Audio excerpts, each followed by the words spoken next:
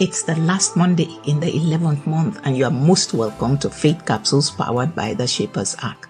This is Wonuola Adetayo, the Shaper. Today's scripture is Deuteronomy chapter 28, verse 12, New King James Version. The Lord will open to you his good treasure, the heavens, to give the rain to your land in its season, and to bless all the work of your hand. You shall lend to many nations, but you shall not borrow. This scripture assures us that God will do three things. 1. Grant us access to his eternal store of wealth. 2.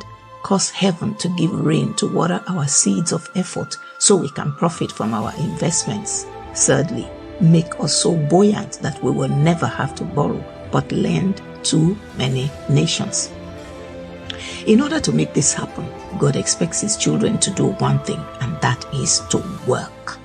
This is because the rain God causes to fall from heaven on our behalf is to water the seeds that we're actively planting. So, my friend, what work is in your hand for God to bless? If the rain is pouring and there's no seed in the ground, how will the fruit of prosperity be produced? This is the reason we're encouraged in 2 Chronicles 15:7. But you take courage. Do not let your hands be weak, for your work shall be rewarded.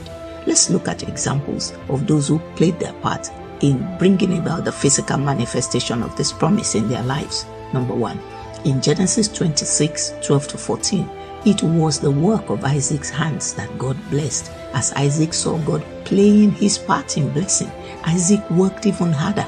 Therefore, on a progressive basis, Isaac waxed great and became exceeding great, so much that the whole nation of Philistines envied him.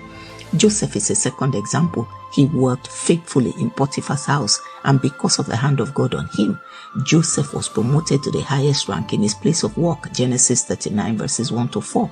As Joseph continued sowing seeds of good works, even in the spiritual terms in prison, God promoted Joseph to be prime minister, where he controlled the entire national wealth of Egypt. Peter is another example. In Luke chapter 5 verses 5-7, Peter was a diligent and experienced fisherman, working so hard that he fished all night. Jesus made a difference to Peter's efforts by directing Peter to where he enclosed a mighty harvest of fish that he needed partners to be able to drag the fishes in. Job is a fourth example. He worked before he became so rich. Even the devil had this to say about God in Job 1 verse 10b. You have blessed the work of his hands, and his possessions have increased in the land. My friend, I ask again, what is the work in your hand? 2 Thessalonians 3:10 says, those who don't work should not eat. Proverbs 6:9-11 and Proverbs 24 confirm that people who do not work will end up in poverty and want. God is waiting eagerly for each of his children to activate the blessing of prosperity in their lives by playing their part, by working diligently and faithfully. Psalm 90 verse 17, let the favor of the Lord our God be upon us, and establish the work of our hands upon us. Yes, establish the work of our hands. My friend, please beware that the promise of this special kind of prosperity is for God's children. If you have not given your life to Jesus, I urge you to make that decision today, and you will surely be greatly blessed. Till I come your way again next week, this is Wonuola Adetayo, the Shaper. Shalom.